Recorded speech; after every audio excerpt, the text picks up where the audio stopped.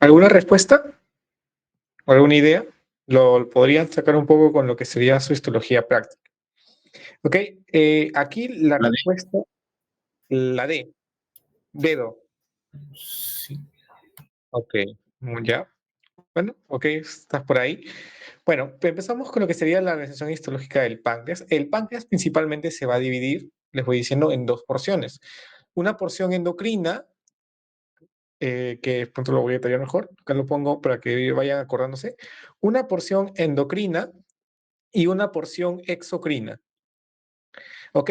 La porción endocrina se va a trabajar en lo que sería el sistema endocrino y es algo que lo van a ver después, no sé si ya lo vieron, pero gira más en torno a lo que es la insulina, el glucagón, la somatostatina, ¿no?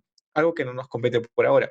Sin embargo, la parte que se trabaja en sistema digestivo es la porción exocrina del páncreas, es decir, cómo desde la parte más pequeña, que es a nivel celular, se va formando lo que serían las enzimas digestivas, enzimas pancreáticas y la secreción de moco, ¿no?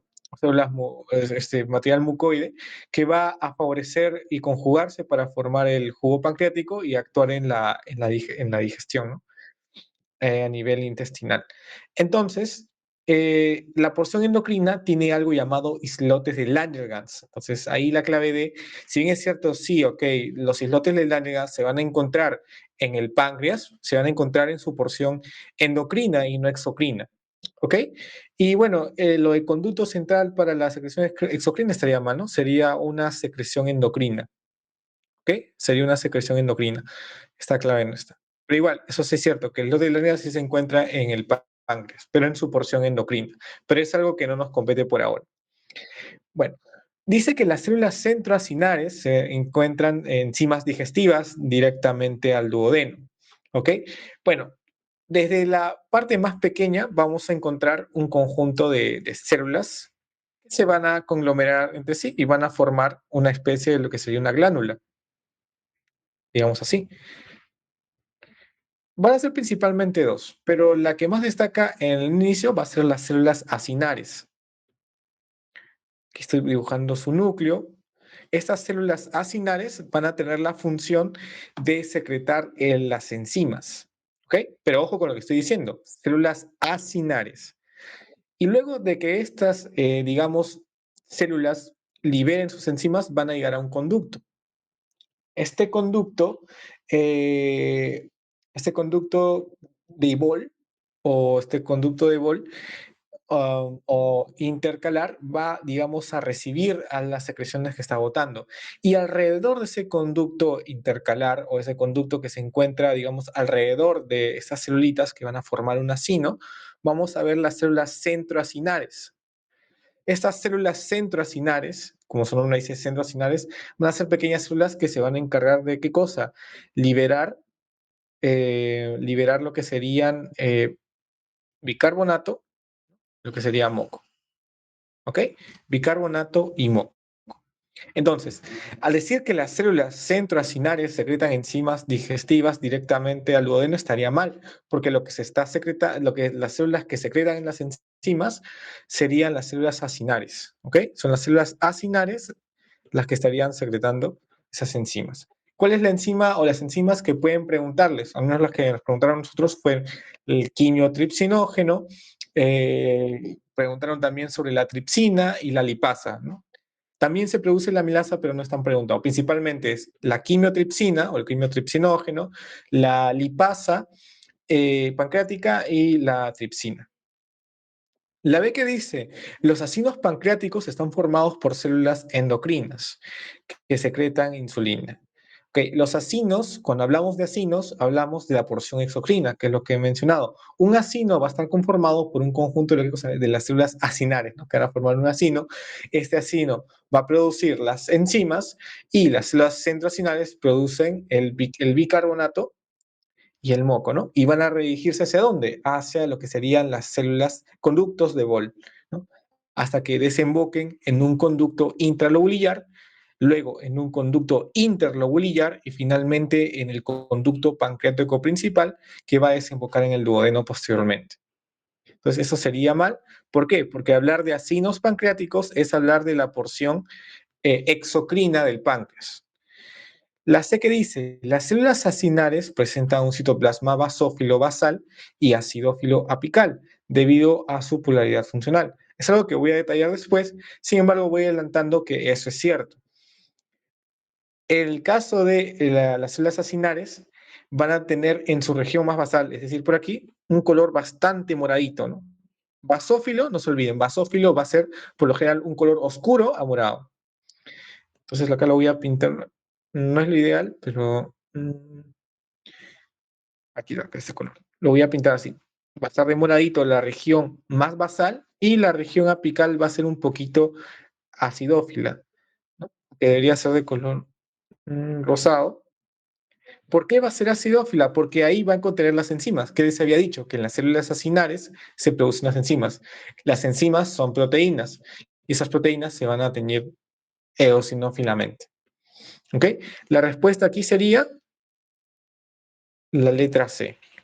No se preocupen por si no lo entendieron del todo, lo voy a volver a explicar cuando hagamos el repaso general, ¿no? Entonces solo estamos viendo para ver en qué nivel están, si se relacionan con las preguntas. ¿Ok? Ahora pasamos a esta pregunta que ahora corresponde a hígado. En el lóbulo hepático clásico, ¿cuál es el trayecto correcto de la sangre desde la periferia hasta el centro? ¿Ok? Adelantándoles con lo más importante y lo que muy probablemente les puedan preguntar. Ok, muchas gracias. Sí, a ver, gracias por la clave. Vamos a ver si es. Eh, el hígado lo van a, por criterio histológico, va a dividirse en tres tipos de lóbulos. Bueno, son tres clasificaciones. Una, que es la más sencilla de identificar a nivel histológico, y seguramente lo han visto en su lámina de hígado de cerdo. Van a observar qué cosa. El famoso lóbulo hepático clásico. ¿Cómo lo pueden identificar? O sea, seguramente he visto una estructura hexagonal y que al centro tiene una vena, ¿no? Ese es el lobulillo hepático o lóbulo hepático clásico, ¿no? El cual va a estar delimitado por una estructura hexagonal y la otra porción, ¿no? Por un conjunto de hepatocitos y alrededor van a tener, ¿qué cosa? La vena centrolobulillar. Estructuralmente así se va a ver, pero digamos es lo más clásico, lo más antiguo. Posteriormente también se habla de otra delimitación, que sería el lobulillo o lóbulo portal, ¿ok? ¿Por qué se le llama lobulillo portal? Portal porque se va a unir de estructuras llamadas las triadas portales, que es algo que lo vamos a ir viendo después, pero no se olviden de la triada portal, que es algo que muy probablemente les puedan preguntar. Le voy adelantando, la triada portal tiene la arteria hepática, va a tener a la vena porta y al conducto biliar. No se olviden, la triada portal. Y va a estar limitado, ¿no? Por esta triada y va a formar un lóbulo. Y luego el acino hepático va a ser, digamos, una estructura más fisiológica que va a explicar cómo desde la vena porta va a dirigirse, no, de la arteria hepática va a recurrir la sangre y va a haber intercambio de sustancias, tóxicos, etcétera, hasta llegar hasta la vena central. Ahí lo vamos a tener mejor. Ah, claro, también, pero no es parte de la triada, ¿ok? Sí se va a encontrar en algo llamado el espacio periportal, pero no es algo que conforma la triada portal. Ok, el lóbulo hepático clásico, ¿cuál es el trayecto correcto de la sangre desde la periferia hasta el centro? ¿Mm? Como bien dijeron ustedes, ¿sí? No, Ves, perdón. claro, de la vena porta por los sinusoides y después a la vena central, ¿no? Claro, muy bien, ¿no? Para que lo vayan entendiendo así, y es una manera de, digamos, para que no se olviden, la vena porta trae todo lo que se ha absorbido en el intestino, luego que tú hayas comido algo, se absorben, ¿no? Se absorbe los nutrientes. Entonces, toda esa sangre con los alimentos, nutrientes, va al hígado. ¿Cuál es la finalidad? Digamos, de limpiar o metabolizar todas esas sustancias que se han absorbido, ¿no? Y digamos, si digamos, consumiste un medicamento, ¿no? Metabolizar ese medicamento y evitar, ¿no? De que se distribuya posteriormente en sangre arterial. Entonces, esa es la finalidad. El hígado va a tener un papel metabolizador importante. Entonces, llega de la vena porta toda esa sangre, digamos, sucia y va a transcurrir por los sinusoides hepáticos. Y a través de los sinusoides, como ven aquí, ¿no? Aquí está la vena porta, va a ir dirigiéndose por toda esta zona y va a haber un conjunto de reacciones químicas, ¿no? Que va a encontrar procesos de difusión, procesos de purificación, metabolismo, ¿hasta dónde? Hasta llegar a la vena central, ¿no? Que es una sangre, digamos, más, no quiero decir oxigenada, no digo eso, sino una sangre más limpia con respecto a la vena porta, que posteriormente va a llegar a la vena cava y posteriormente al corazón. Pero bueno, no es detalle, simplemente el punto que quiero que vayan es que llega la vena porta que atrae los nutrientes y va esa vena a través de los sinusoides va a tener un conjunto de reacciones hasta llegar a la vena central, ¿no? Y esa vena central es la que va a desembocar en la vena cava, seguro han escuchado. Entonces, aquí tendremos a primero a la vena porta, sinusoides hepáticos y vena central. ¿Okay? La arteria hepática, la, por ejemplo, dice arteria hepática, sinusoides hepáticos, vénula porta. Aquí, ¿qué es lo que malea a esta pregunta? Lo que malea es la que diga vénula porta, ¿ok? Que diga vénula porta. Porque seríamos retrocediendo, ¿no? Si se dan cuenta, la arteria hepática, ¿qué es lo que va a hacer? Va a ser nutrir a los hepatocitos, ¿no? Para que tengan oxígeno y reserva suficiente. Pero al decir la porta están metiendo un elemento de la triada portal que no hace o no es relevante.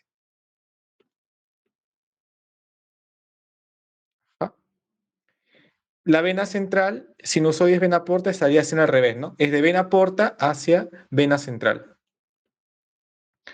Los sinusoides hepáticos, hepatocitos, arteria hepática al revés. La arteria hepática es la que traería la sangre oxigenada y la llevaría hacia otros lados. Y bueno, la vena porta, conductos biliares, no confundir los conductos biliares con la vena porta, son conductos diferentes, ¿no? No va, el conducto biliar no va a desembocar en la vena central. No hay que confundir eso. Es independiente. Al contrario, ya voy a explicar el mecanismo de cómo talla ahí el conducto biliar. ¿Okay? Muy bien, la respuesta sería la B. Muy bien, chicos, eso lo podrían preguntar. Ya, ahora vamos a la otra pregunta de estómago. ¿Qué marcarían en la 5? ¿Okay? Esa pregunta para mí es muy fija y es lo que estoy casi seguro que le van a preguntar. La 5, les doy 30 segundos.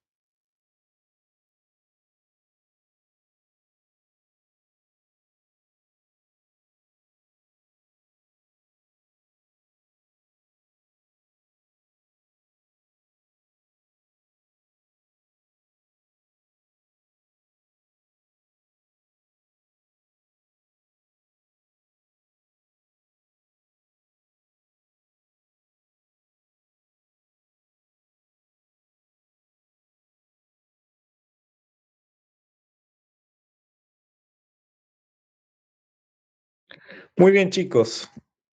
Sí, así es. O sea, está Ah, bien, muy bien. Sí, muy bien, Vicente. Ajá, está bien. Y es la fija de fijas, ¿ah? Estoy casi seguro que le va a preguntar eso. Es lo más recurrente que pueden preguntar. Entonces, eh, para hablar un poco de lo que es estómago, si recuerdan un poco de se acuerdan, ¿no? Que había células, muchas células en el estómago, ¿no? Una de las células más importantes y la cual va a producir el ácido son las células parietales, ¿ok? Las células parietales. Ahora, yendo a un nivel más avanzado, y es algo que le pueden preguntar, es cómo distinguir una célula parietal, ¿no? Por ejemplo, de una célula principal. Generalmente en la tinción van a observar que la célula parietal va a ser acidófila. se va a teñir entonces de color rojo. Mm, sí, o sea, claro, lo ideal es que sea así, sea rosadito. Pero claro, también se puede ver rojo, se puede ver rojo. La principal, si no me equivoco, se tiñe de un color medio morado, ¿no? Basófilo, ajá. Ajá, basófilo. Acidófilo o eosinófilo son las células parietales, ¿ok?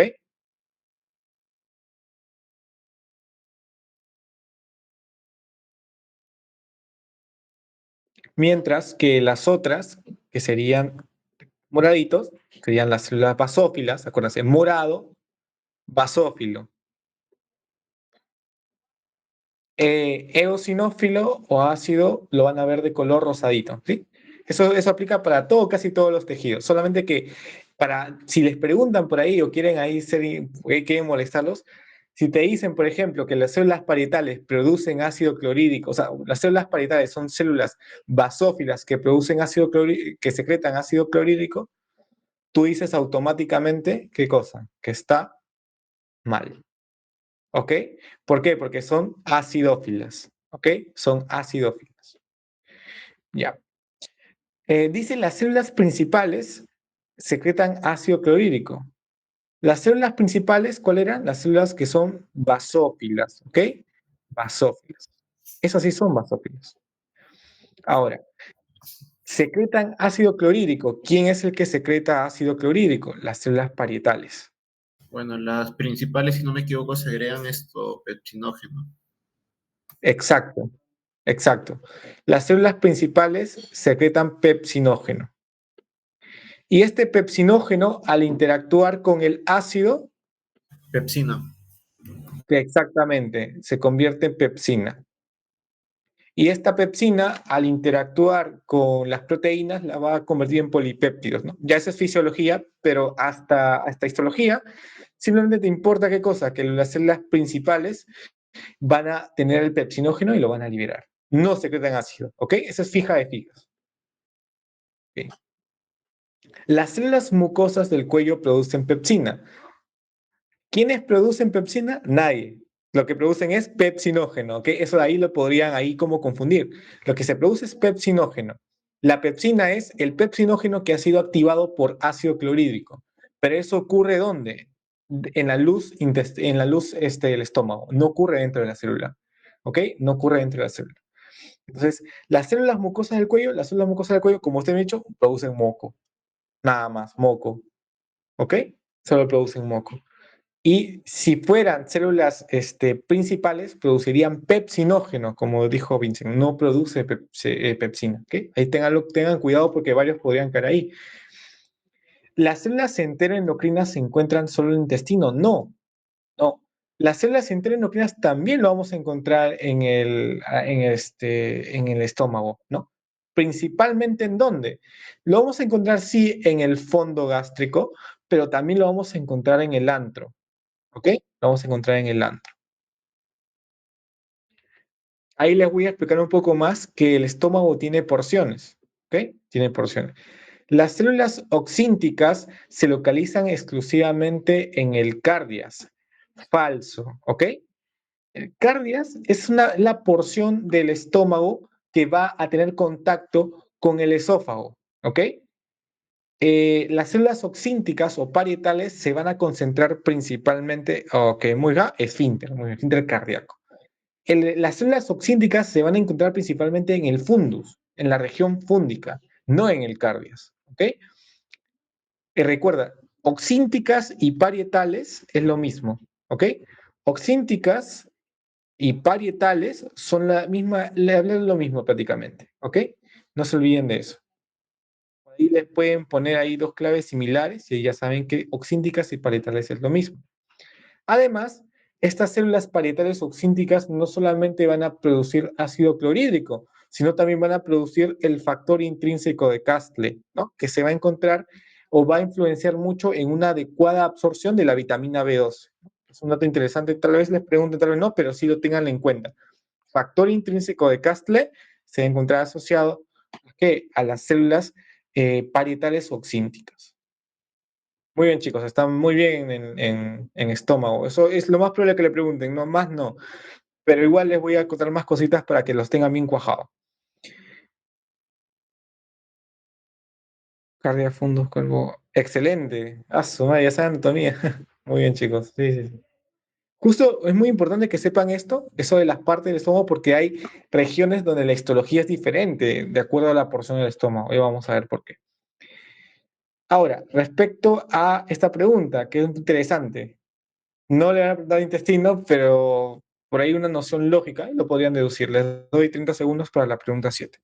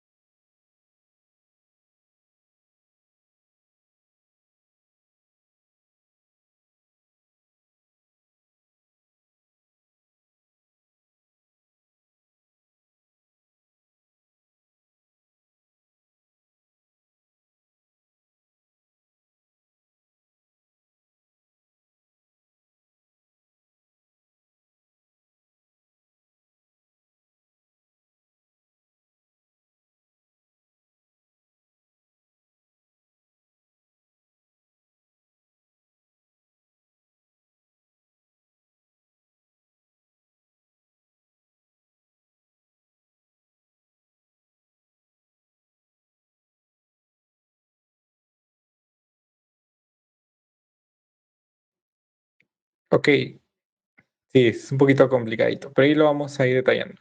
De vesícula, aunque no lo crean, no hay nada, no hay mucha dificultad realmente, así que no se asusten, es muy sencillo.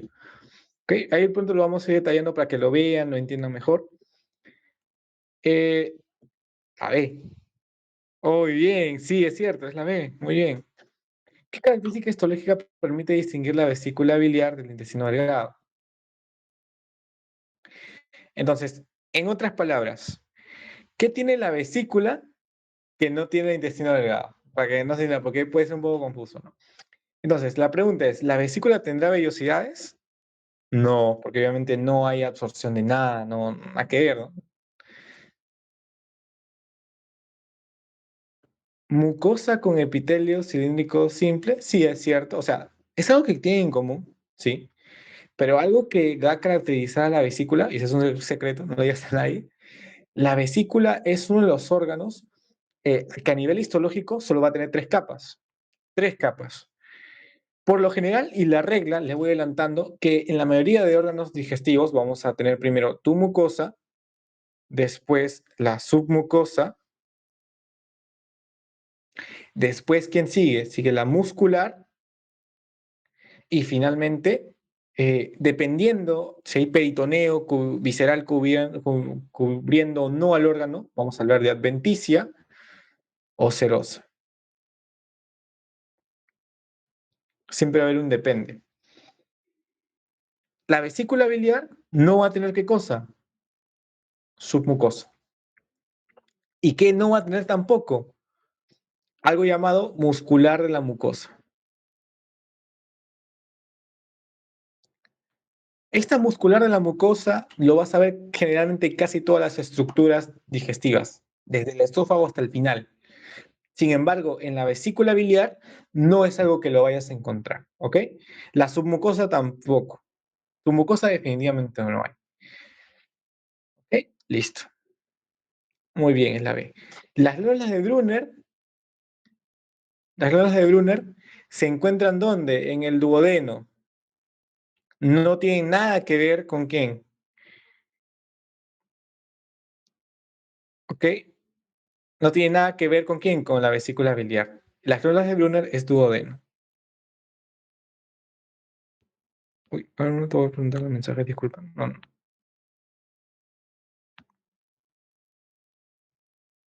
Peyer ni Libicum, intestino.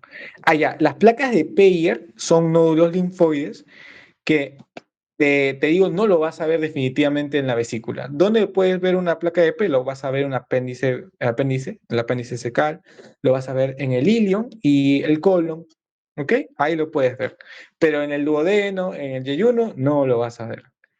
Las glándulas de Lieberkühn se ven en el intestino, en la mayoría. Sí se ven, eso sí se ve. Pero en el estómago no lo vas a ver y en la vesícula tampoco, ¿ok? Sí, pero no se preocupen por eso. Bueno, en lo que me ha mandado el temario no vamos a ver mucho intestino. Pero sí es importante que reconozcan que la vesícula no presenta submucosa y no presenta muscular la mucosa. Esa digamos que es lo más característico de la vesícula, que es lo que le pueden preguntar. Listo. Muy bien, chicos. Están yendo bien. Y vamos a la última pregunta que es esófago. Aquí para que bajen su pepita. Le doy 30 segundos.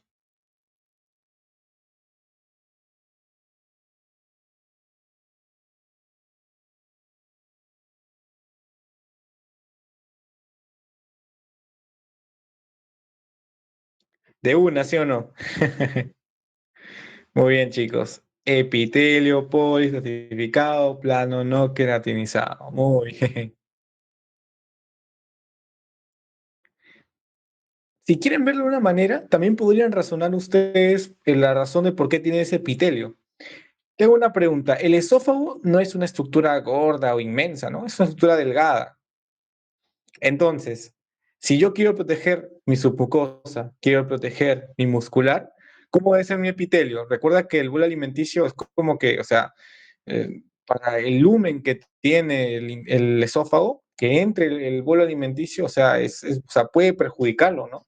Entonces, para evitar que perjudique o que haya un daño físico al esófago, se tiene un epitelio con un estrato muy grande para evitar que dañe la capa muscular. ¿Me dejo entender? Es por ello que su epitelio es poliestratificado. ¿Ok? Hay demasiados estratos de epitelio para evitar qué cosa, que el bolo alimenticio genere daño a la capa muscular, etcétera, ¿no? Hay más o menos para que lo razonen, ¿no? O sea, los epitelios de los órganos no son porque sí, tienen su explicación. ¿Ok? Entonces la respuesta es epitelio poliestratificado o estratificado plano no queratinizado. ¿Quién tiene queratinizado? Piel, ¿ok? La piel sí tiene queratinizado, ¿no? El estrato córneo. Pero eso no sé si lo han visto. Muy bien, chicos. Entonces, ya que tienen una idea, ahora vamos a pasar a un breve repaso solamente con datos puntuales que les van a preguntar, nada más. No voy a ahondar en mucho, pero va a ser en base a estas preguntitas, ¿ok? Atentos. Ahora, ya que hemos acabado con esófago, vamos a ir con esófago. ¿Qué es lo que sí o sí debes de saber de esófago? Y vamos ahí con una pequeña reglita. No sé si se llega a ver. Ahí sí se ve. Listo. Las capas histológicas. Esto es sí algo que lo tienes que saber sí o sí. La mucosa, submucosa, muscular. Aquí externa, le dicen también, le dicen externa porque hay una muscular de la mucosa. Sí, pero se le dice, en tu guía lo vas a ver de vaquero, lo vas a ver como muscular. Y adventicia o serosa. O sea, esta ley de capas no solo aplica para hablar de esófago, ¿no? Aplica generalmente para todos los órganos digestivos. ¿Ok? Salvo, ya sabes cuál, ¿no? Sabes la vesícula, ¿no? Entonces, ¿cuándo yo digo que hay adventicia y cuándo digo que hay serosa? En anatomía o cuando llegues a la parte de abdomen, hay una estructura llamada peritoneo. El peritoneo es una membrana serosa que va a cubrir a los órganos para protegerlos. Entonces, se le dice serosa cuando hay peritoneo o una membrana serosa que va a cubrir al órgano para protegerlo, y adventicia cuando no lo hay. Entonces, lo curioso del esófago es que tiene una porción torácica y tiene una porción diafragmática. Entonces, la porción torácica es una porción que no va a tener nada cubierto, es como que está ahí desnudo, no tiene nada. Entonces, una porción del esófago va a ser adventicia. Y una vez que el esófago, a través del hiato esofágico que se encuentra en el diafragma, lo va a traspasar y va a localizarse en el abdomen, estaríamos hablando de qué cosa, de un esófago que tiene una membrana serosa. Entonces, el hueco y el hiato diafragmático, claro, cuidado chicos. Un doctor que le escucha decir eso sí se molesta. La serosa, ¿ok? La serosa, ¿y cómo se van a dar cuenta que hay serosa a nivel histológico? Ustedes van a ver, al final, en la última capita, van a ver un epitelio. ¿De qué tipo? Simple plano. Van a ver un epitelio simple plano, al final. En el fondo de su lámina, en la zona más externa del esófago, es que va a estar cubierta por la serosa. A nivel histológico van a ver algo llamado mesotelio. ¿Qué es el mesotelio? Un epitelio simple y plano que va a caracterizar el recubrimiento de esta membrana serosa o también llamada peritoneo. ¿Ok? En el caso del esófago, como repito, va a tener una porción adventicia, una porción serosa. La mucosa va a estar compuesta por el epitelio poliestratificado, plano, no queratinizado, como bien han respondido hace un momento. Acuérdense, como pasa un bolo alimenticio y el esófago es delgadito, requiere un epitelio grande para evitar que se dañe el esófago. Acuérdense, por eso es poliestratificado, para evitar que haya fricción y daño. En la mucosa vamos a encontrar qué cosa? También sí, ajá, también es un mecanismo. Me gustaría andar eso, pero lamentablemente no es histología. Si no, lo andaría, no hay problema. Pero sí, está bien, es un mecanismo.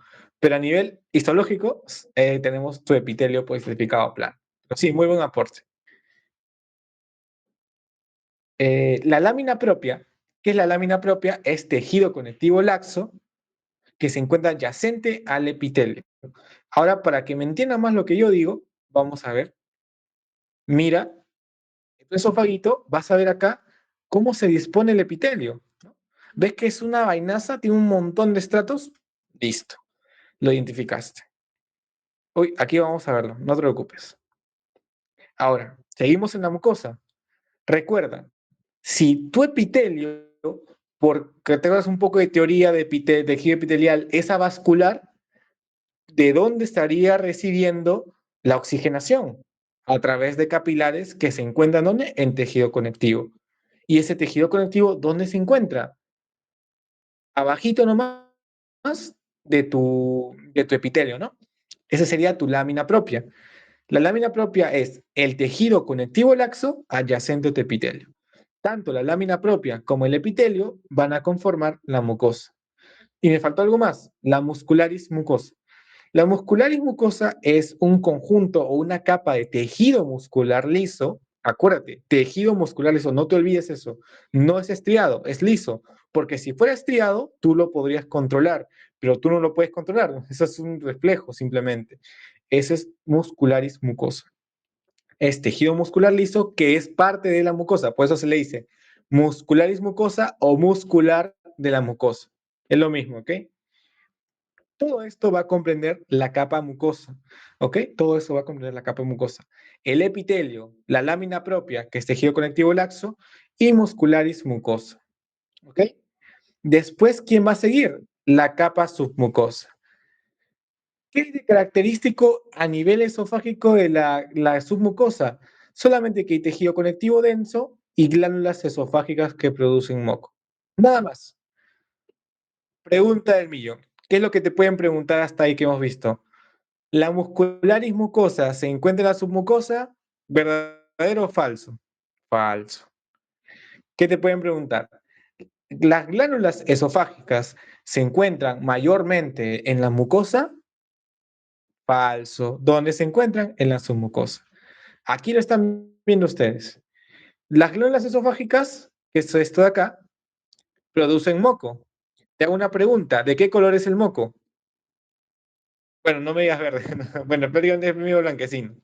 Entonces, el moco, como es medio blanquecino, ¿cómo ves que son las glándulas esofágicas? Blanquitas, ¿no? Entonces, son glándulas esofágicas, color blanco, ¿dónde se encuentran? En la submucosa. En la submucosa. Ese tejido linfoide sí puede haber, pero no lo consideres, no lo consideres. Lo que me importa a mí es que sepas que hay las glándulas esofágicas en la capa submucosa. Más abajito, que también es parte de la submucosa, vas a encontrar tejido conectivo denso, ya no laxo. Ojo, el tejido conectivo laxo tú lo encontrabas en la lámina propia. Sin embargo, el tejido conectivo denso lo vas a encontrar en la capa submucosa, al igual que las glándulas esofágicas. Ahora viene lo que dijo el compañero. Un compañero dijo, ¿qué cosa? Nervio vago. Los nervios vagos, ¿a quién inervan? A los músculos. Entonces, aquí encontramos a qué capa? La muscular. ¿Ok? La muscular. Sí, Pedro, disculpa, si no me equivoco, mencionaste que la muscularis mucosae no se va a encontrar en la capa mucosa, pero eso sería hablando de no, sí, esófago, ¿no? sí. O en Sí. general. Perdón, perdón. Lo que yo dije es que la muscularis mucosa se encuentra en la mucosa, pero no en la submucosa. ¿Ok? Ah, pero eso hablando de esófago o en general. Es en general. Por eso se le dice muscular de la mucosa, porque se encuentra en la mucosa. Pero si no me equivoco, en el píloro, la muscularis mucosae creo que forma parte de la submucosa, o me estoy equivocando. Eh, Mira, no he leído sobre eso, pero te garantizo que a nivel general, la muscularis mucosa es parte de la mucosa. Si lo reviso, la verdad, sinceramente, que yo tengo conocimiento, la muscularis mucosa es parte de la mucosa. Pero ahí lo voy a revisar rapidito, ¿ya? Ahí lo confirmo. Pero que tenga entendido, muscularis mucosa es capa mucosa, ¿ok? Ya. Pasamos a lo que sería la muscular. La capa muscular es la que se encuentra inmediatamente debajo de la submucosa. Esta va a conformar algo que no puedes olvidarte y que es algo que lo vas a encontrar en la mayoría de órganos, salvo el estómago. Algo llamado cile. ¿Qué es cile? Circular interna y longitudinal externa. ¿Ok? La sincular interna y longitudinal externa. ¿Qué quiere decir? Que hay dos fascículos de tejido muscular que lo vas a encontrar a nivel de la capa muscular. Uno que es la circular interna, que es la que se encuentra al costadito de la submucosa, y la otra sería la longitudinal externa, la cual lo vas a encontrar debajo de la circular interna. Ahora, ¿cuál es el detalle? ¿Cómo se llama la estructura que inerva este músculo? Bueno, a nivel anatómico sí, el nervio vago, pero histológicamente existen plexos nerviosos que van a encargar de inervarlo. ¿Y qué es lo que se encuentra entre ambos? Se va a encontrar una estructura llamada el plexo de Auerbach. El plexo de Auerbach. El plexo de Auerbach es algo que también lo vas a ver en varias estructuras histológicas. Lo vamos a repetir, así que no tranquilo si no se te queda. El plexo de Auerbach se va a encontrar entre, o digamos que se va a encontrar entre la capa muscular, la circular interna y longitudinal externa, que va a ser parte de lo que sería el plexo del sistema nervioso entérico, que va a favorecer la contracción, ¿no? La contracción del esófago ante el estímulo del bolo alimenticio. Y bueno, me faltó mencionar un plexo más, el plexo que se va a encontrar en la submucosa, que se llama el plexo de Meissner. Plexo de Meissner. ¿Ok? El plexo de Meissner. El plexo de Meissner se va a encontrar ¿dónde? En la submucosa, ¿ok? En la submucosa. Mientras que el plexo de Auerbach se va a encontrar entre la capa muscular, entre la circular interna y la longitudinal externa. Muy bien.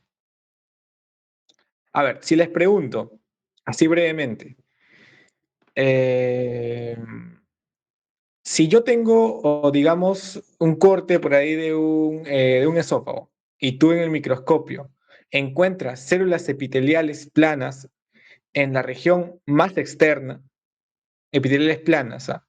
O mesotelio, te estoy hablando de un esófago que se encuentra a nivel torácico o a nivel abdominal. ¿Qué dirías tú? A ver si lo captaste. La presencia en mesotelio, o es decir, si hay capa serosa. ¿Qué opinas?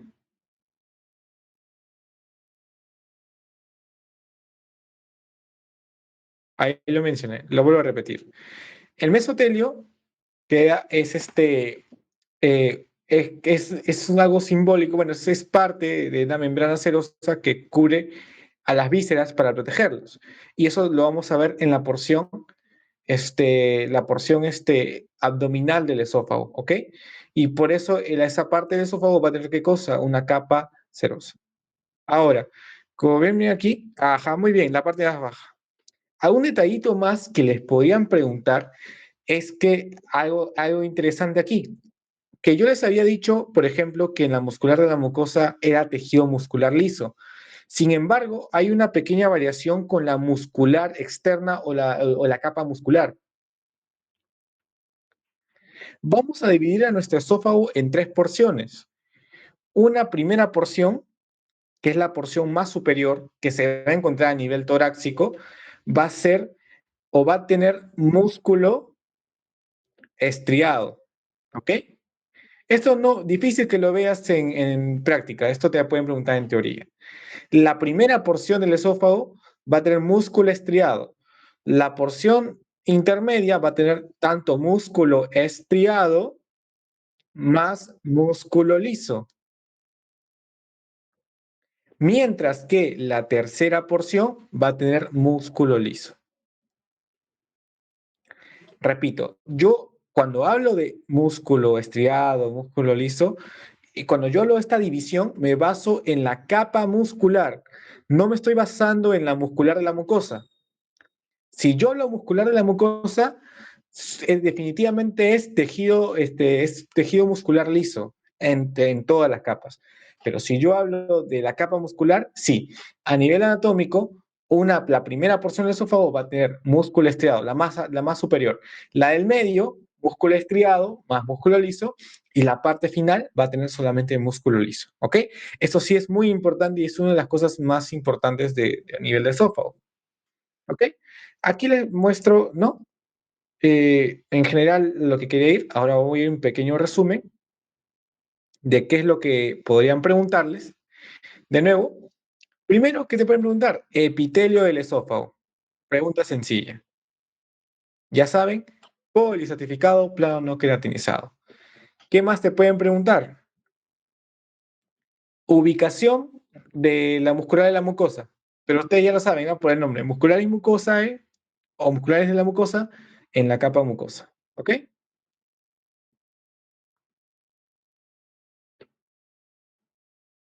La presencia de glándulas esofágicas, que ya sabes que son estructuras blanquitas porque producen moco, las voy a encontrar predominantemente ¿dónde? En la capa submucosa. ¿Ok? En la capa submucosa. Ahí es donde yo voy a encontrar predominantemente a las glándulas esofágicas. Además, ¿qué cosa hay en la submucosa? Les mencioné un plexo de Meissner. En la capa muscular, les dije que de acuerdo a la anatomía va a haber tres porciones del esófago. Una porción, la más superior, va a tener músculo estriado, la del medio va a tener tanto músculo estriado como liso y la parte inferior músculo liso. ¿Ok? Y les mencioné también que a nivel histológico hablamos de ciles, ¿no? No se olviden. Una capa circular interna y una capa longitudinal externa. Entre esta capita circular interna y longitudinal externa vamos a encontrar un plexo. ¿Cómo se llama ese plexo? El plexo se llama el plexo de Auerbach, ¿ok? El plexo de Auerbach, ¿ok? Y eso sería todo esófago. Entonces, ya que tienen un poco más de conocimiento, una idea mayor, ahora vamos a la segunda pregunta de esófago para que quede más clarito, ¿ok? Mm. Uy, justo lo acabo de explicar. ¿Qué marcarían en la 10? Les doy 30 segundos.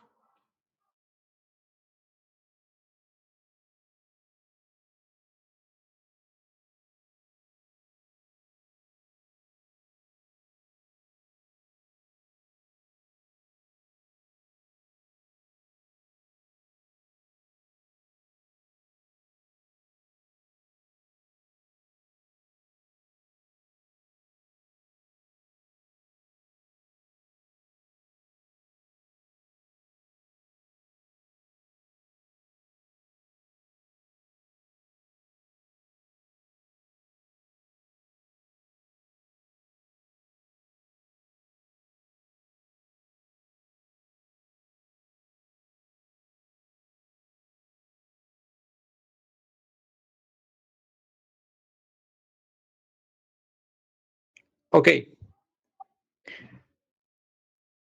¿qué marca? Muy bien, chicos, excelente. Es una de las fijas de fijas, ¿ah? Es muy probable que le pregunten. Porque conmigo de esófago no hay mucho que pueden preguntar, más que lo que le he dicho. La verdad, esófago es lo más corto que hay. O sea, si se saben esófago, muy probablemente que marquen bien. Así es. ¿El tercio superior contiene solo músculo liso? Nada que ver. Al contrario, el tercio inferior. El tercio inferior contiene solo músculo esquelético, al revés, ¿no? El tercio superior contiene músculo esquelético, mientras que el inferior tiene músculo liso. Así es. Esa es la respuesta correcta. ¿Ambos tercios contienen únicamente músculo esquelético? Nada. ¿Ambos tercios están formados de tejido? No, el tejido conectivo laxo, o sea, bueno, está fuera del lugar. Ya, la respuesta es la C. Muy bien. Cerramos con esófago. ¿Ok? Ya de pasar les he hecho su repaso práctico, ¿no? Para que lo tengan más claro, ¿no? Ya. Ahora vamos con estómago. A estómago tiene un poquito de más detalles. Vamos a ver un repaso breve. Ok. Algo que me olvidé mencionar, pero sigue siendo ya es parte de esófago, digo de estómago, es que una vez acá lo voy a dibujar chiquitito, no sé si se ve.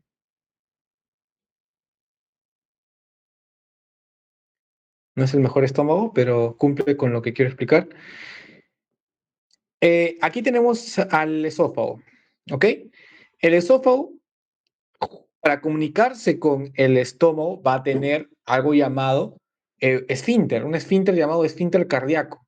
No es corazón, así se llama simplemente, esfínter cardíaco, esfínter cardíaco.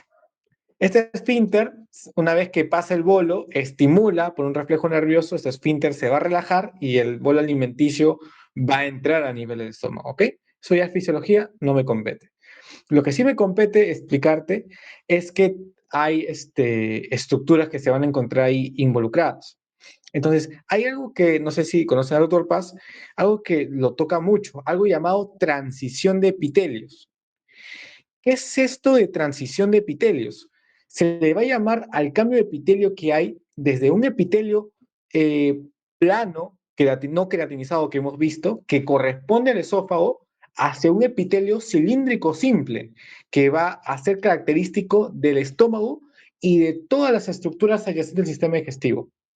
O sea, ¿qué quiere decir? Que intestino delgado, intestino grueso, vesícula biliar, eh, estómago, y entre otras estructuras, van a tener un epitelio cilíndrico simple.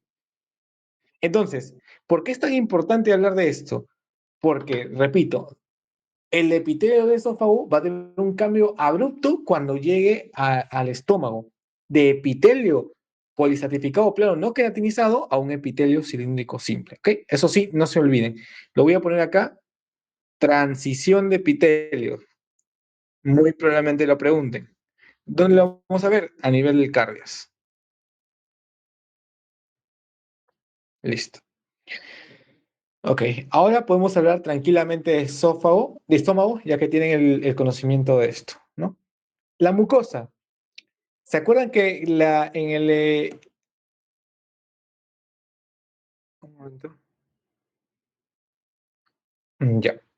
¿Se acuerdan que a nivel del esófago teníamos la mucosa, teníamos que tenía su epitelio, una lámina propia, ¿no? Y por ahí tenía la muscular de la mucosa? Sucede algo similar con el estómago. La diferencia es que la mucosa va a tener un epitelio de qué tipo? Epitelio cilíndrico simple, ¿ok? Cilíndrico simple. Ahora, este epitelio cilíndrico simple va a tener algunas células caliciformes. No muchas, pero va a tener. ¿Qué son estas células caliciformes? Van a ser células que van a producir moquito. Lo importante es que el estómago tiene un epitelio cilíndrico simple que va a producir moco. Y te preguntarás, ¿por qué debería producir moco? ¿Por qué? Porque a nivel del estómago el pH va a ser bajo, es decir, vamos a ver una cantidad de ácido muy importante. ¿Qué significa eso? Que el moco va a servir para compensar esa cantidad de ácido producido en el estómago. Así que no se olviden de eso. Epitelio cilíndrico simple va a tener células caliciformes de moco. ¿Para qué? Para producir este moco y compensar ese ácido que hay a nivel del estómago. Va a tener acá dos capas de músculo liso. Bueno, eso sería la muscular de la mucosa. Aquí no se lo bien. Voy a dejar muscular de la mucosa. Y vamos a tener ahí células parietales y principales. Ya vamos a ir viendo a lo que me refiero con células parietales y principales, ¿no? Y aquí. La submucosa, que le va a continuar, va a tener un tejido conectivo denso, ¿no? Y no va a tener glándulas, ¿ok? ¿Qué les dije hace un momento? En el esófago, ¿qué había en la submucosa? Había glándulas esofágicas, ¿no? En cambio, en el estómago no va a haber glándulas a nivel de la submucosa. O muy pocas. Puede haber, pero es raro. No es una característica representativa. ¿Ok? No es una característica representativa.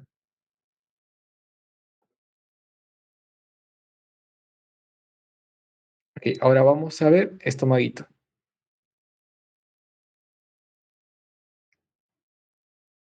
Ya. En esta primera imagen que ven aquí, para empezar, todo lo que ven aquí, todo lo que ven aquí, van a ser las glándulas. Glándulas, glándulas, glándulas, glándulas, glándulas. ¿Ok? Van a ver un conjunto de glándulas. En estas glándulas van a ver que el epitelio va a ser ¿cuál? Cilíndrico simple. ¿Qué les había dicho sobre ese epitelio? Miren esto de acá.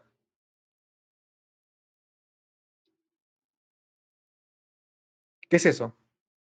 Es moco, ¿verdad? Como están viendo en la imagen. ¿Qué les había dicho ese epitelio? ¿Está asociado a qué cosa? A la producción de moco. ¿Ok? ¿Para qué sirve ese moco? Para compensar el ácido que caracteriza al estómago. ¿Ok? Listo, con eso creo que ya queda entendido, ¿no? Epitelio cilíndrico simple. Vamos a ver la presencia de fosetas gástricas o fobiolas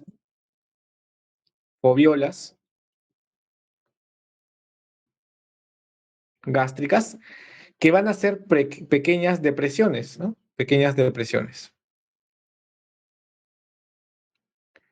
Pequeñas depresiones donde vamos a ver, aquí se ve más clarito que es lo que quiero ir.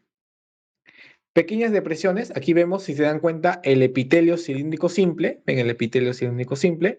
Vamos a ver la presencia de fobiolas que son, digamos, como, ¿cómo le podría decir? Acantilados, ahí está. Digamos, como acantilados, donde vamos a ver unas gamas celulares que van a ser importantes para la explicación de lo que sería la histología del estómago. ¿Qué vamos a encontrar en estas focitos o fobiolas? O sea, vamos a seguir viendo el epitelio, pero a nivel histológico vamos a ver diferentes células. ¿Cuáles son las más importantes y las que quiero que se acuerden? Van a ser tres. Las células parietales, ¿ok? Las células parietales u oxínticas. ¿De qué se van a encargar esas células parietales o oxínticas? Se van a encargar de la producción de moco, digo, la producción de ácido, disculpen, la producción de ácido. Y el factor intrínseco de Castle, que se va a asociar bastante con la vitamina B12, ¿ok? Factor intrínseco de Castle, vitamina B12. Este tipo de célula va a tener una tinción eosinófila, eosinófila, es decir, que va a nivel de microscopía lo vas a ver de un color rosado. Ahora, esto ya van las células parietales. ¿Qué más vas a encontrar en estas fobiolas? Vas a encontrar la presencia de células principales osimógenas. En esas células principales osimógenas vas a ver que las células son de naturaleza basófila.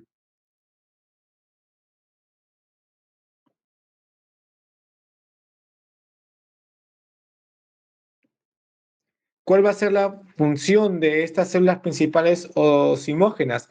Se va a hacer la producción de pepsinógeno. La producción de pepsinógeno. ¿Para qué va a servir el pepsinógeno? El pepsinógeno se va a encargar de que al contacto con el ácido clorhídrico se va a convertir en pepsina. Y una vez que se convierte en pepsina, esta enzima se va a encargar de degradar las proteínas que han sido ingeridas en el bolo alimenticio y convertirla en unidades más pequeñas, como polipéptidos o péptidos, y en el mejor de los casos aminoácidos. ¿Ok? Fija de fijas. También tenemos a las células mucosas del cuello, pero simplemente son las células, digamos, de epitelio cilíndrico simple que les había mencionado, que van a producir moco, ¿ok? Y las células enteroendocrinas, que se van a encargar de producir diversas hormonas, ¿no? Una de ellas es la gastrina, ¿ok? Gastrina.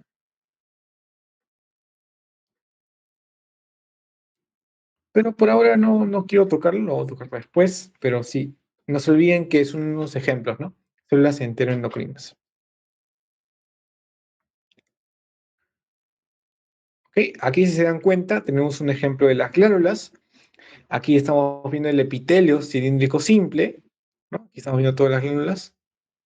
Epitelio cilíndrico simple. Aquí vamos a ver en ciertos casos la presencia de esas células parietales.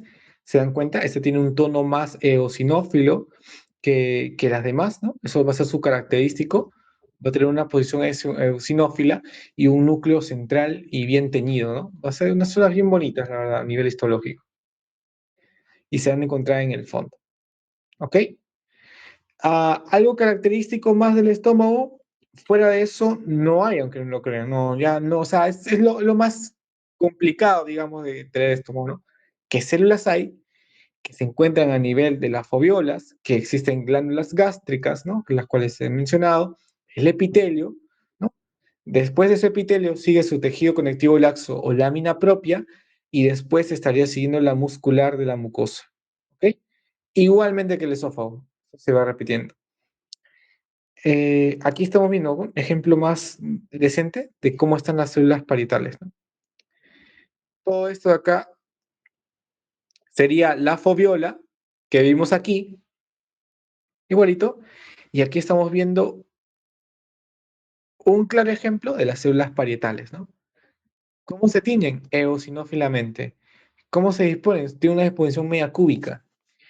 ¿Cómo es un núcleo central bonito, ¿no? ¿De qué se va a encargar? Producción de ácido clorhídrico. ¿Ok? Aquí estamos viendo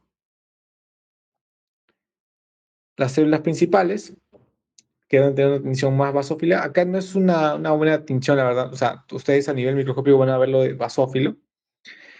Y van a tener los gránulos decimógeno, ¿no? Que es lo mismo que la pepsinógeno. No se confundan ahí. No, no hay nada diferente. Ok, me va a dar un minuto. Se me ha secado la voz. Voy a tomar agüita. Minuto.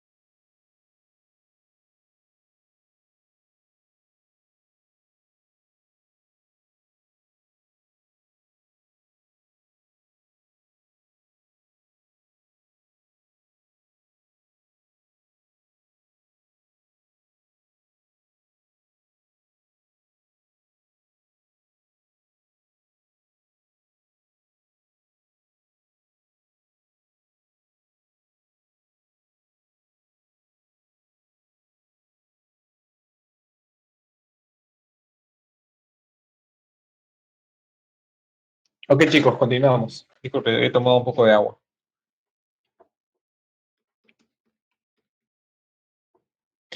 Ok, ya.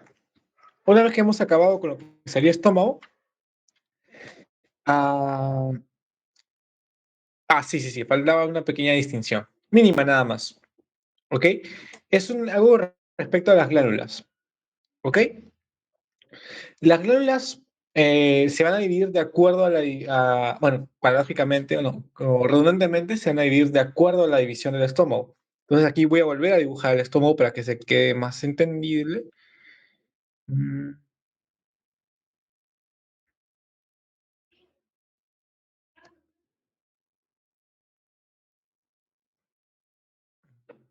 un momentito.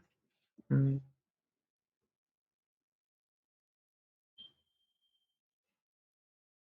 Ok, entonces, la que vamos a trabajar principalmente las porciones que vamos a usar a nivel histológico para poder diferenciarlos, porque es lo único que les va a venir, sería las glándulas pilóricas,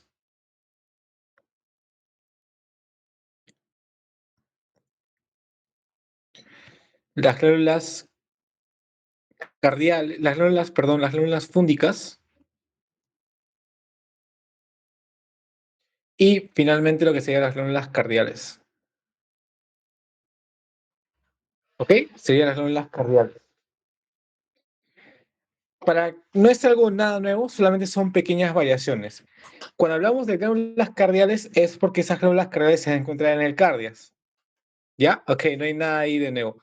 Lo característico que es que esas glándulas van a predominar en sus foviolas, o sea, en estas cositas de acá vamos a ver mayormente las células productoras de moco. ¿Ok? Es lo que se va a ver mayormente. Las glándulas fúngicas es donde vamos a ver mayormente la cantidad de células parietales o oxínticas, ¿ok? Las células parietales o oxínticas.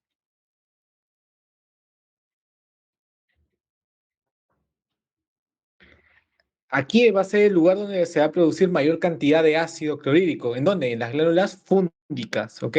En las glándulas fúngicas. Y finalmente, en las glándulas pilóricas vamos a ver las células enteroendocrinas. Eso va a ser lo característico. Células enteroendocrinas y un poco de mucosas. ¿Ok? Repito. Las glándulas cardíacas, cardiales, perdón, se van a encontrar en el cardias. Es decir, la porción del cual se va a limitar el esófago con el estómago. ¿Ok? Van a tener células, van a tener células mayormente productoras de moco.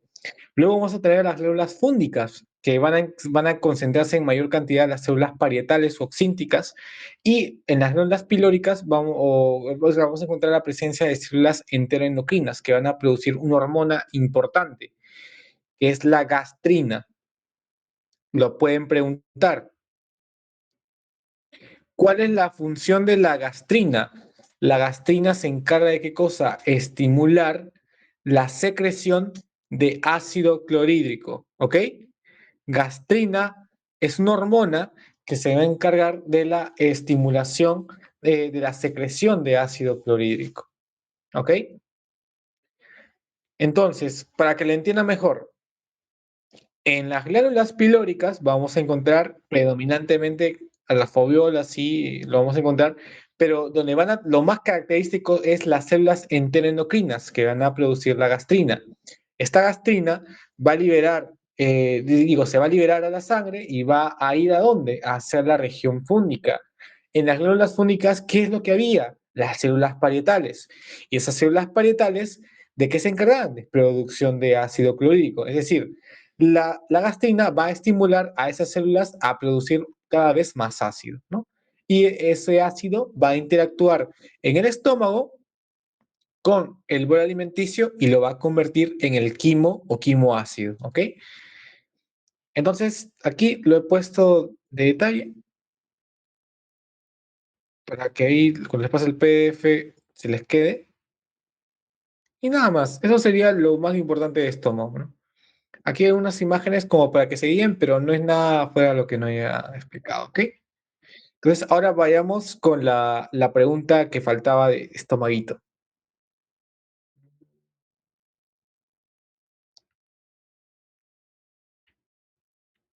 Ok, ¿qué marcarían en la pregunta número 6?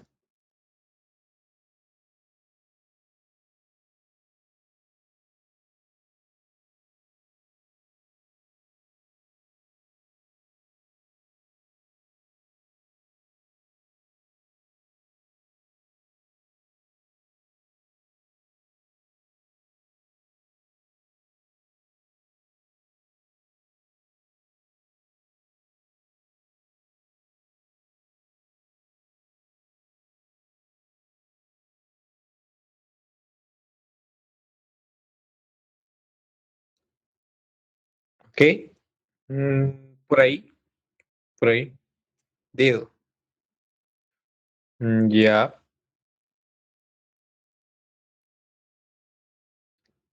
Muy bien, Aníbal. Exacto, la B. Muy bien. Aquí entró una pequeña confusión, si las entiendo. Recuerden, chicos, que simógeno, los gránulos de simógeno, es a lo mismo o hace referencia al pepsinógeno. ¿Y el pepsinógeno con qué tipo de células se relaciona? ¿Alguien me puede decir? El pepsinógeno. ¿Con qué tipo de células? ¿Recuerdan?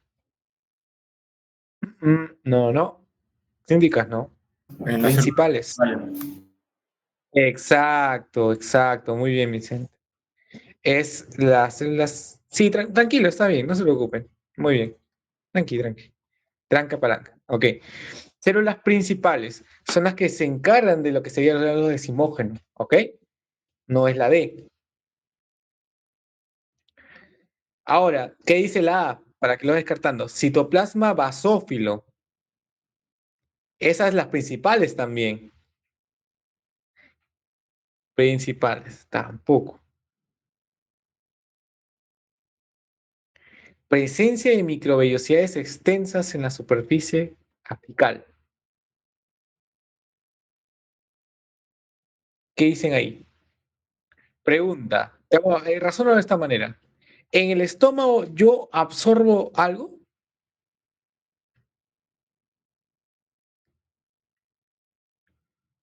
Porque las Alcohol. microvellosidades se absorben. Sí, sí, sí, responde. No, Perdón, también no se absorbió alcohol en el estómago. ¿puedes repetir, por favor? O es que En el no, no. estómago no se absorbió alcohol también. Eh, o sea, algunas cosas sí, pero o sea, principalmente no. O sea, a lo que quería es que no había microvellosidades.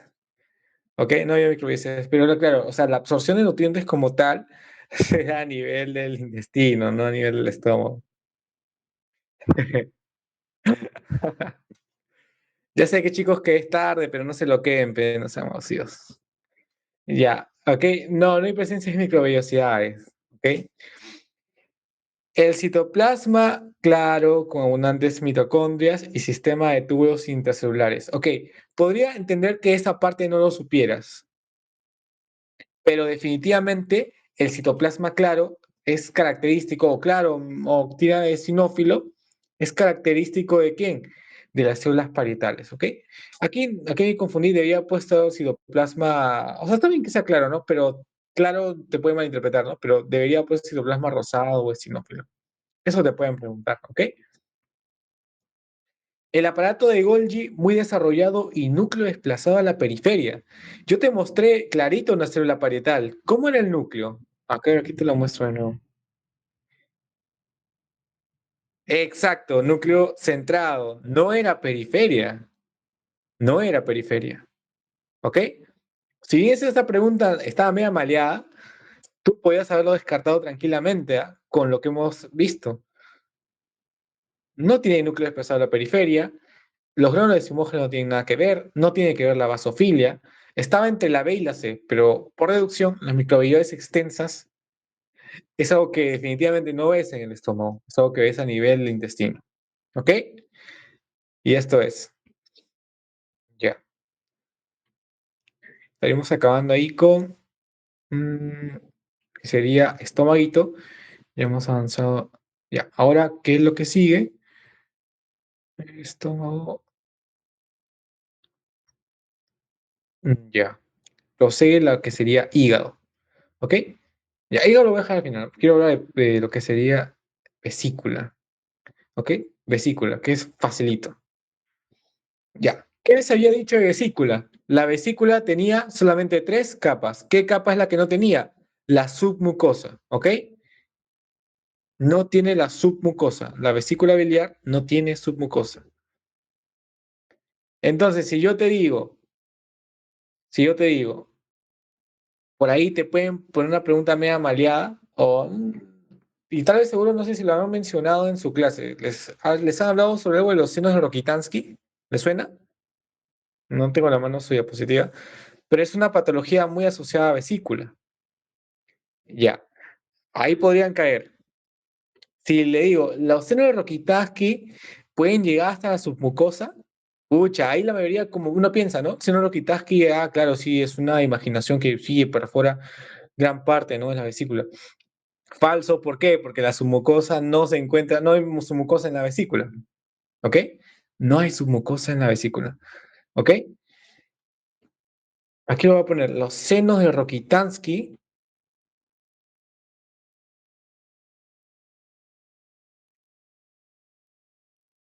es un signo patológico asociado a qué cosa? A una colecistitis crónica, ¿no? Una colecistitis crónica. No, no es compete, ¿no? Solo dice que es un signo patológico. Ya, estos senos de Rokitansky Asho no van a, digamos, llegar a su mucosa porque no es su mucosa. Es algo que creo que lo preguntaron en mi examen. No, no, por ahí lo he leído, en un banqueo. Cálculo vesical. Ya, listo. Entonces, listo. ¿Qué funciones, qué más podemos encontrar en la mucosa? Vamos a encontrar Tu epitelio, ¿qué epitelio es? Cilíndrico simple.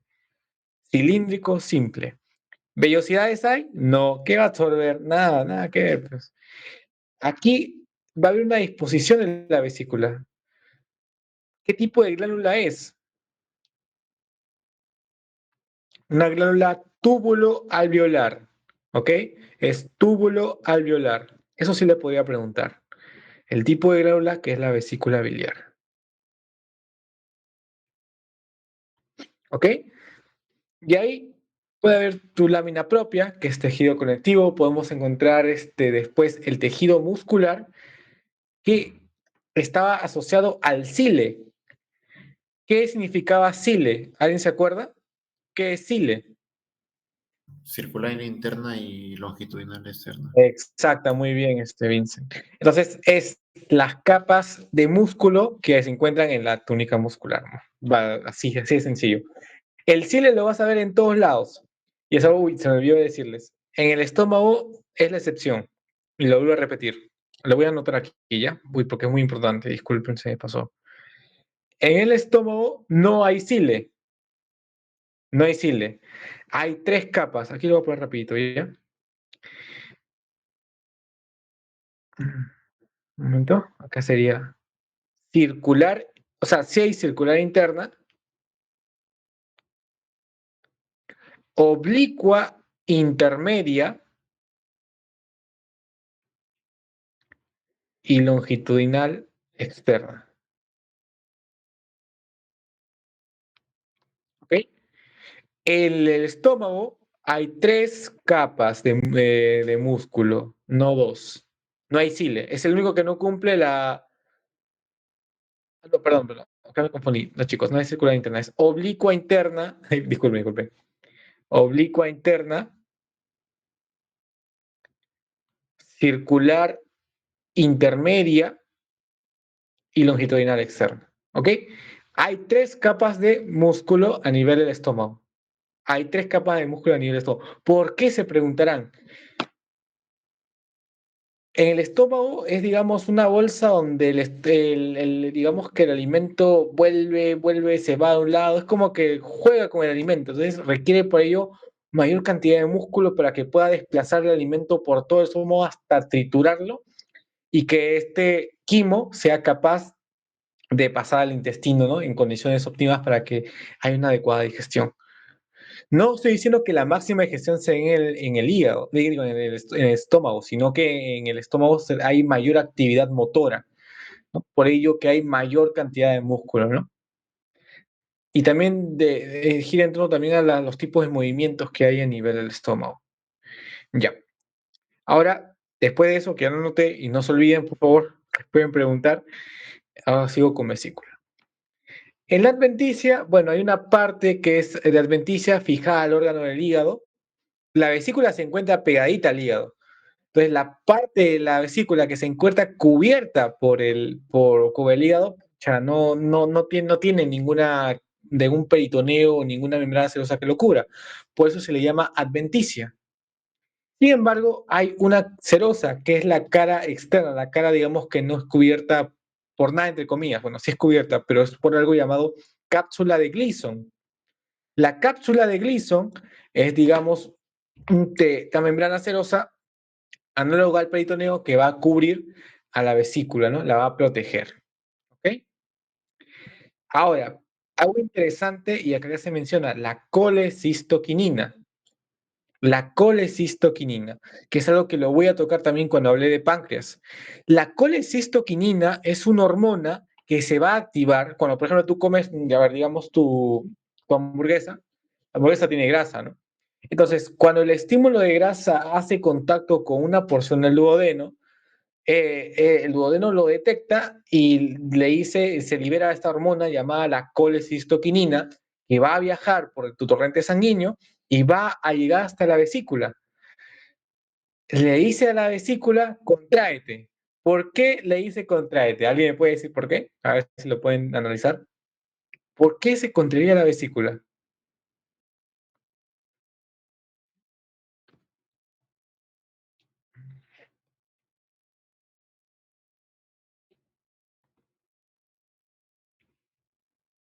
Exacto, porque la vesícula almacena bilis.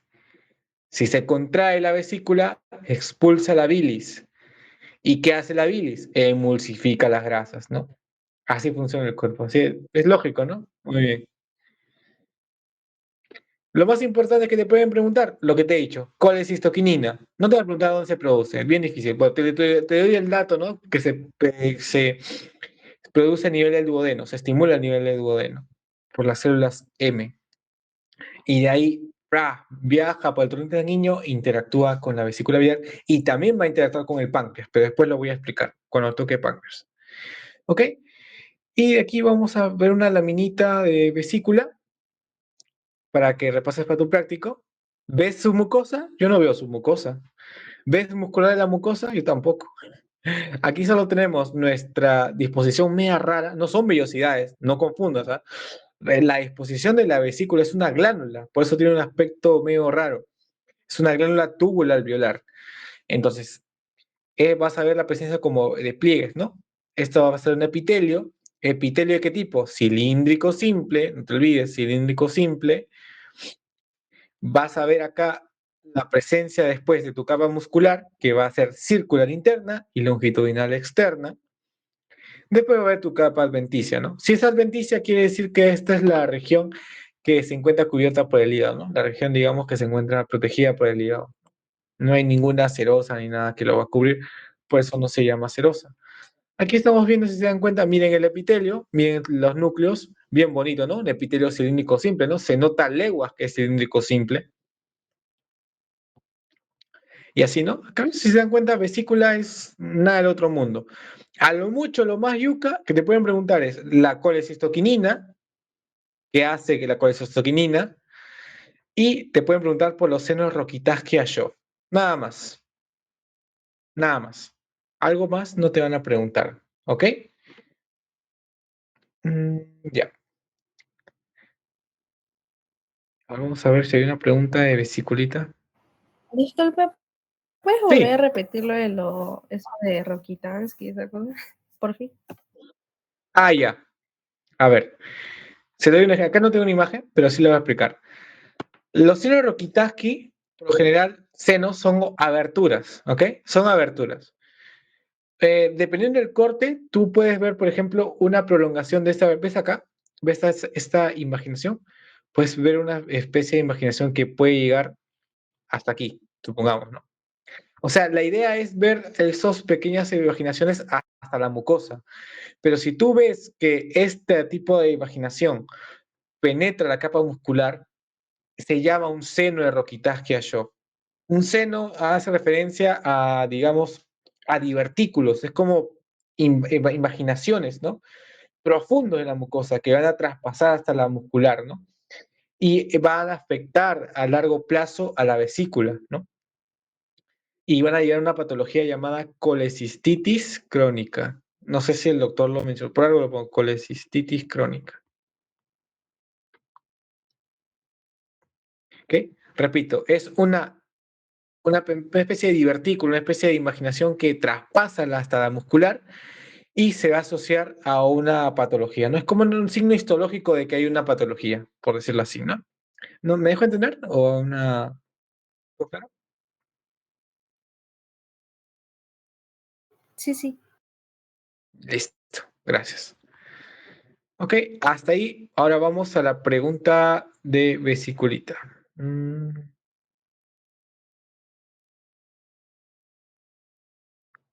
Ay, no, qué fácil.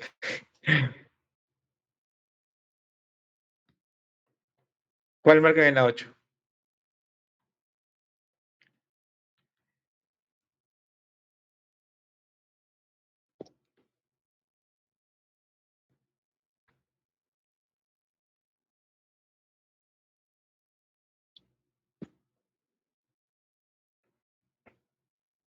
Muy bien, muscular de la mucosa.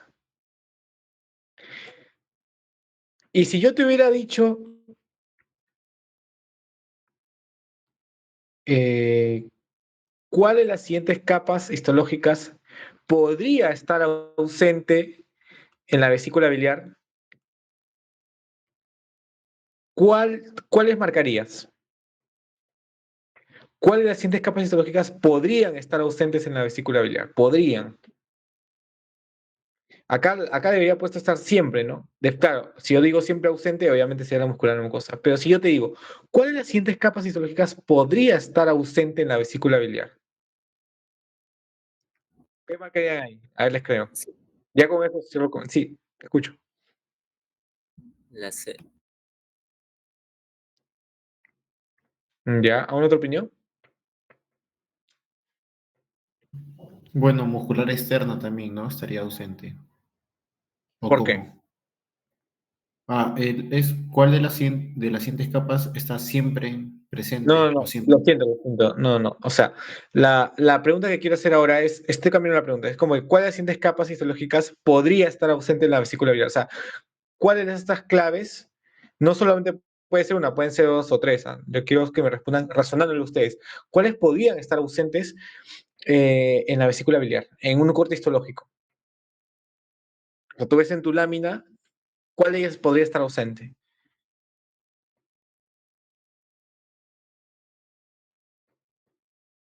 Por ahí alguien dijo, dio una respuesta, creo, ¿no? No sé, clave, no escuché bien.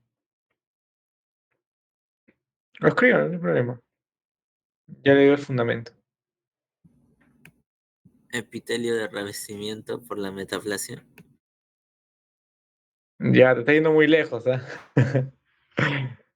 Pero hay una puesto su mucosa en las claves.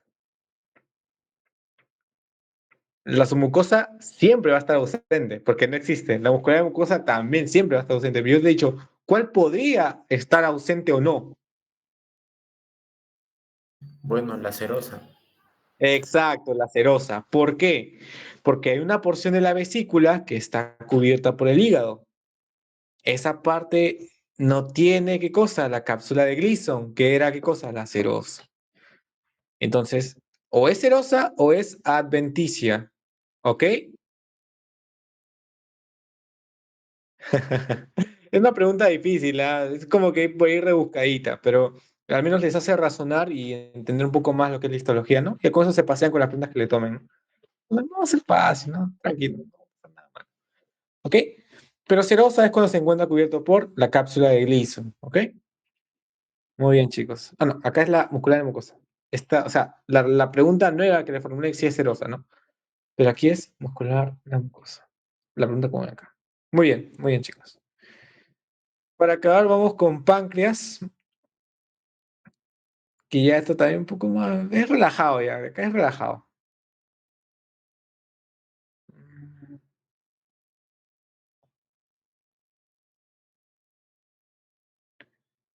No, ¿cómo vas a jascarse los siete? No.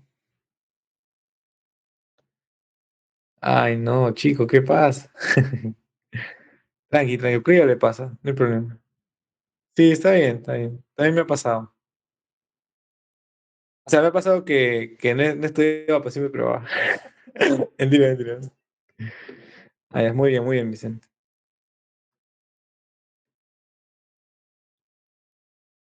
Ok, ahora vamos a hablar de lo que es el páncreas. ¿Ok?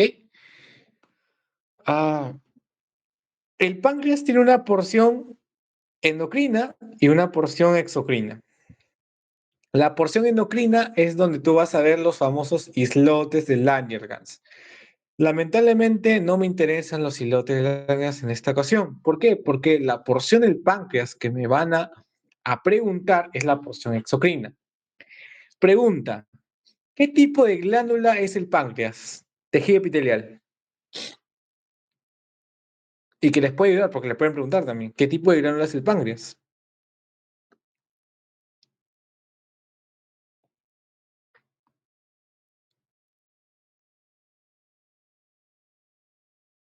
Si es exocrino y es endocrino, ¿cómo se llama eso?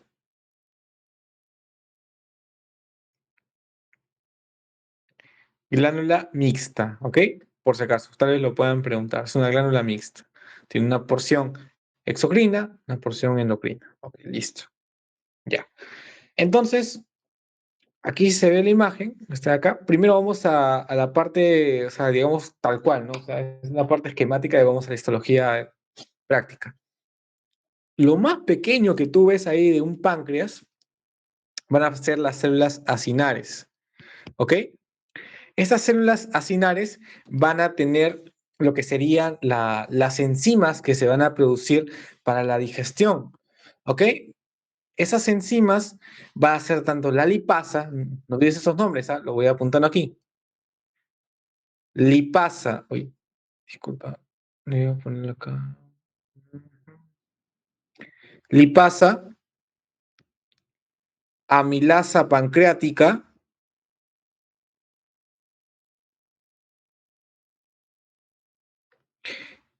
quimiotripsinógeno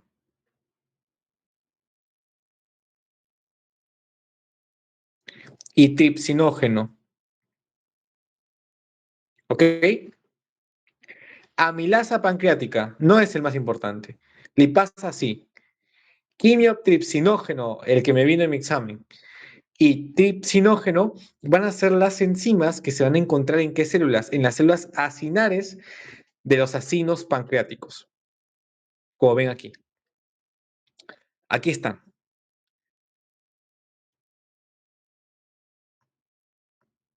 Estas células acinares a nivel histológico se van a caracterizar por ser en su zona basal, o sea, la región más apegada al dominio basal, van a ser basófilas, mientras que los gránulos de las enzimas van a tener la parte superior de color eosinófilo. O sea, digamos que las células acinares van a tener una coloración mixta. No siempre se va a notar, pero teóricamente la tiene. La región más basal va a ser de coloración basófila y la región más apical va a ser eosinófila, ¿ok? Debido a qué? A la presencia de estos glóbulos eosinófilos que van a contener o van a hacer referencia a estas enzimas que se están produciendo. Entonces, una vez que se producen, van a ir a los conductos de Bol. Esos conductos de Bol o conductos intercalares van a irse hacia dónde? Hacia el conducto intralobulillar. Luego, este conducto intralobulillar va a ir a un conducto interlobulillar y este conducto interlobulillar desemboca en el conducto pancreático principal o de Wirsung. Y este conducto se une al conducto colédoco y se engrosa en la ampolla de váter y desembocan en la segunda porción del duodeno. ¿Ok? Así, digamos, vamos desde los más pequeños hasta los más grandes, para que tengan una idea. Son conductos de más pequeños a más grandes hasta formar lo que uno puede ver en la anatomía, ¿no? Entonces, nos queremos quedar en las células acinares. En esas células acinares vamos a ver células más, digamos, centrales, que se van a llamar centroacinares. Estas células centroacinares, ¿de cuál función van a tener? Van a tener la función de producir bicarbonato y moco, ¿ok? Bicarbonato y moco. Disculpa, ¿no ¿Ok? sería bicarbonato y agua? El agua contiene moco. Sí, claro, sí, está bien, está bien. Sí, sí, está bien, está bien. Solo que el moco contiene agua, sí, sí. No, está bien, discúlpeme. Ok, es un parte del contenido. ¿Ok? Es parte del contenido. Bicarbonato y moco. Claro, pues está bien, tranqui, está bien. No, no es mal, no es mala respuesta. Solo que si lo ponen, muy probablemente pongan moco. ¿Ok? Pongan moco. Esto va a dar conducto de Bol. Y como digo, ¿no? Va a darse el conducto intralobulillar y así, ¿no? Hasta llegar, hasta como les había explicado hace un momento. Entonces, ya que tienen la idea más o menos que son conductos que se van formando sucesivamente hasta llegar a uno grande, ahora vamos a cómo se ve en histología práctica. Aquí estaríamos viendo las células acinares. Miren cómo la región más basal, donde se encuentra el núcleo, van a ver que es más morada, bueno, más como que tiene más para oscuro, ¿no? Eso va a ser la región basófila de las células acinares. Mientras que la región más apical va a ser un poquito más eosinófila por la presencia de esos gránulos. ¿Qué son esos gránulos? La presencia de las enzimas, como las lipasa, el quimiotripsinógeno, el tripsinógeno y la amilasa pancreática, que van a desembocar en el conducto de Bol. Las células centroacinares, aquí ven, son más pequeñas, se encuentran en el centro, van a producir el bicarbonato y el moco, ¿no? Tiene agua muy bien. Y van a ir a todo ese proceso que he mencionado.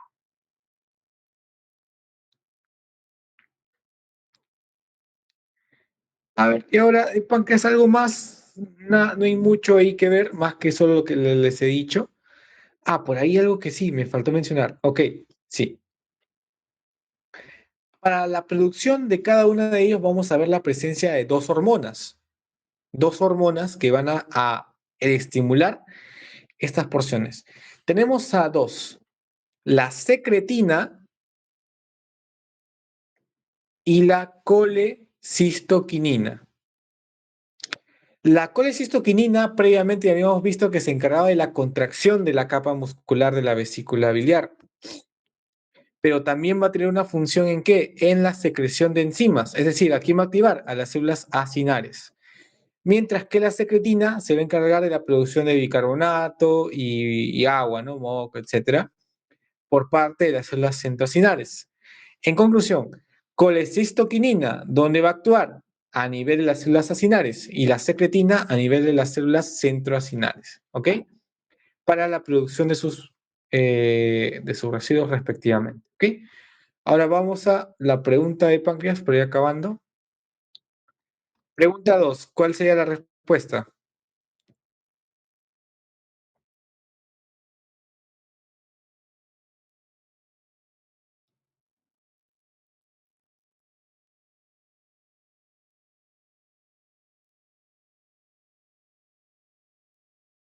Buen avión, ¿no? Sí, muy bien, exacto. Secretar bicarbonato y agua hacia el conducto pancreático, ¿ok? Si te hubieran dicho células acinares, la clave habría sido la B, ¿no? Pero en este caso te dicen acinares, la respuesta sería avión. Muy bien. Y pasamos a hígado para acabar con este banqueo. De hígado te voy a tocar tres cosas nada más. Bueno, cuatro. Lo que sí o sí creo que van a preguntarte es la disposición de los lobulillos, hepatocitos y algunas células importantes. A nivel práctico, vas a ver acá el famoso lobulillo o lóbulo hepático clásico, ¿no? Vas a ver la vena centrolobulillar, vas a ver aquí tu lóbulo hepático, va a tener qué cosa, hepatocitos, va a tener los sinusoides hepáticos, etcétera, ¿ok? Ahora, por lo general, en cada uno de estos vértices vamos a encontrar algo llamado, y lo que sí te pueden preguntar, los elementos de la triada portal. La triada portal que va a tener arteria hepática, conducto biliar y la vena porta, ¿ok? Van a ser los tres elementos que van a conformar esta triada portal del espacio porta, ¿ok? Aquí están viendo, ¿no? La vena porta, la arteria hepática y el conducto biliar, ¿ok? Por ahí mencionaron que había también vasos linfáticos. Sí, es cierto. Pero si te preguntan por la triada portal, no es parte, ¿no? Triada viene de tres, ¿no? Y aquí están los tres elementos que se van a encontrar dentro del espacio porta. El espacio porta lo vamos a ver predominantemente en los extremos de estos vértices de este lóbulo hepático eh, este, eh, clásico. Ya. Ahora, haciéndole un zoom, digamos así. ¿Qué es esto? Un hepatocito. ¿Ok? ¿Qué tienes que saber de un hepatocito? Realmente solamente una cosa, que dentro del hepatocito hay algo llamado canalículo biliar. Cada hepatocito tiene su canalículo biliar. ¿De qué se va a encargar este canalículo biliar? De la producción de bilis, ¿ok? De la producción de bilis, ¿ok? Canalículo biliar se va a encargar de la producción de bilis, ¿ok? Ahora, el hepatocito, obviamente, es una célula epitelial. Pregunta, ¿la célula epitelial es vascular o avascular? Por tejido epitelial. es avascular. Entonces, requiere irrigación de otros puntos. Entonces, aquí tenemos al sinusoide hepático, ¿no? Para que haga tenemos, digamos, a las células sanguíneas para que haga intercambio gaseoso, oxigenación, etcétera. Ahora, lo que te pueden preguntar es cómo se llama el espacio entre este capilar y el hepatocito. ¿Cómo se llama ese espacio? El espacio de Dice o espacio de Dis. La definición del espacio de Dis es el espacio entre el hepatocito y la luz del sinusoide hepático o la luz del capilar donde circulan las células sanguíneas, ¿no? Además, vamos a encontrar en ese espacio de Dis algunas celulitas interesantes, como las células de Kupffer. Si te preguntan qué son las células de Kupffer, son células o son macrófagos. Muy bien, macrófagos. ¿Cuál es la función de un macrófago? Fagocitosis y secretar interleucinas para un proceso inflamatorio. ¿Qué más vas a ver? Las células de Ito. No creo que te pregunten, no sé si llega a ese nivel, pero te garantizo que la célula de Kupffer sí te la van a preguntar. ¿Ok? La célula de Ito, lo que te van a preguntar muy probablemente es dónde se ubican. Junto con las células de Kupffer, muy probablemente se van a encontrar ¿dónde? En el espacio de Dice. ¿Ok? Espacio de Dice. Acá lo he mencionado. Ahora, lo que te van a preguntar aquí, el lobulillo clásico, ya lo acabo de mencionar. Lo único que te interesa aquí es ubicar tu vena centrolobulillar y delimitar la forma, digamos, hexagonal, ¿no? Lo más sencillo de identificar a nivel histológico. Ahora, el lobulillo portal, ¿cuál va a ser el eje de unión de este lobulillo portal? Van a ser las venas centrolobulillares, van a formar una especie de triángulo. ¿Y por qué se le dice portal? Porque en su baricentro vamos a encontrar ¿qué cosa? Una triada portal en un espacio porta.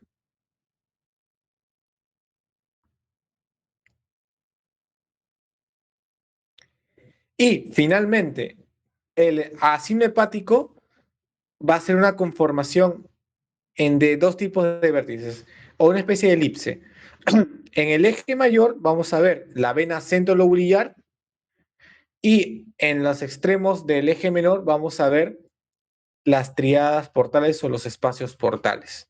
Y ahí se va a formar. ¿Qué es lo interesante del ácido hepático? Que nos va a permitir entender los procesos de detoxificación que hay a nivel hepático. Aquí voy a poner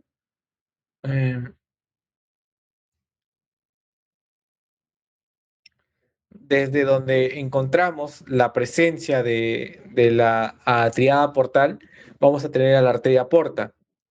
La arteria porta, ¿qué tipo de sangre trae? Oxigenada. La meta es que esta sangre oxigenada que sale de la arteria, la arteria hepática, disculpen el sueño, nace de este punto hasta dónde? Hasta llegar hasta la vena central. Entonces, van a haber tres zonas. La zona 1, que va a ser la que voy a pintar ahorita, de azul. La zona 2, que va a ser esta región de acá, y la zona 3.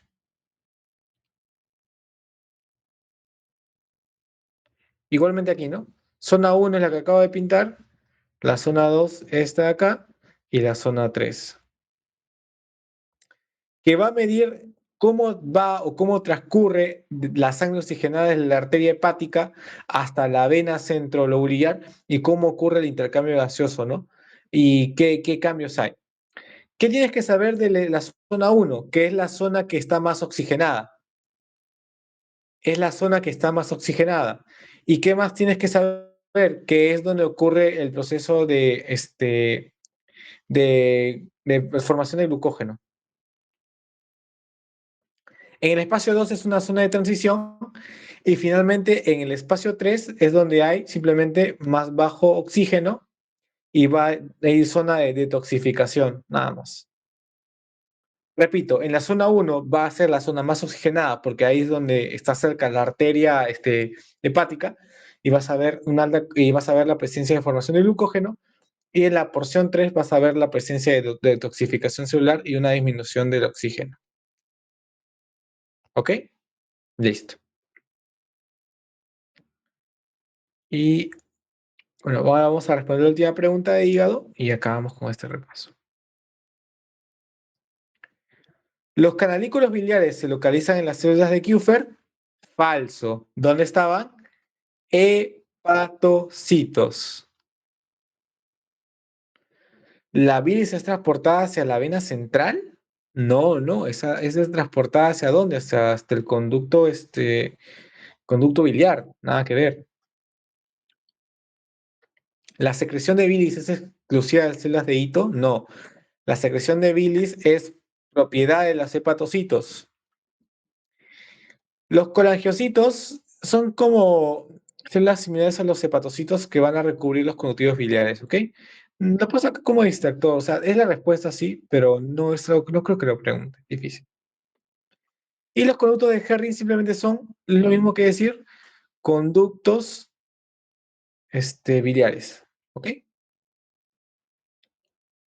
Conecta directamente con los hepatocitos, falso, ¿ok? No son independientes.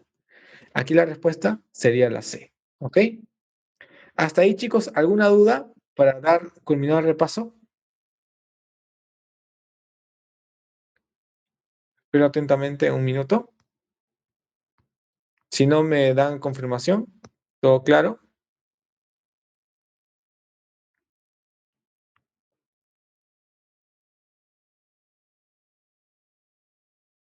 Ok.